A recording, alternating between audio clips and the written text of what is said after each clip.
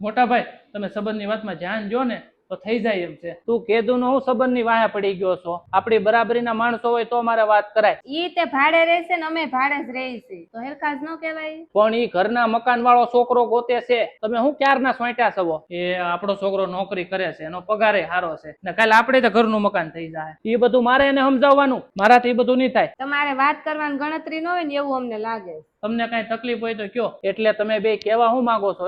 તમે એના સંબંધની વાત તો કરો, પછી આ પાડે કે ના ઈ જોયું જાય છે. હું વાત કરું પણ મારી એક શરત છે. હવે અસલી વાત જાણવા મળશે, જોજો. તમારી જે શરત હોય ને એ અમે માનવા માટે તૈયાર છીએ. આપણે ઓલા જે જમીનના ભાગ પાડ્યા ને એ મને મંજૂર નથી, કારણ કે તારા ભાગમાં સારી જમીન આવી. એ જમીન જો તું મને આપી દે ને તો હું સંબંધની વાત કરું. જમીનના ભાગ પડી ગયા છે અને જેના ભાગમાં જે હતું એ આવી ગયું છે. તમારે જો સંબંધની વાત કરવી હોય ને તો કરો, નકર રેવા જો. તારી બાઈને સમજાવી દેવો, છોકરાનો સંબંધ કરવો હોય ને તો સાના મના રે. તું સાની મની રે. છોકરાના સંબંધ આટલું આપણે કેદુના ધોડીએ છીએ. અહીંયા થાતો હોય તો જમીન ભલે મોટા ભાઈ રાખી લે. આ તો મજબૂરીનો ફાયદો ઉપાડે છે. કાંઈ વાંધો નહીં, આપણા ભાગમાં હશે ને તો આપણે પાછું મેળવી લેવું. મોટા ભાઈ તમે સંબંધની વાત કરો. તમ તારે પેલી જમીનનું કેમ થાય? હા હા મોટા ભાઈ, આજથી જે મારી જમીન છે ને એ તમારી. તમે સંબંધની વાત કરો તમ તારે. હવે રાજી ને?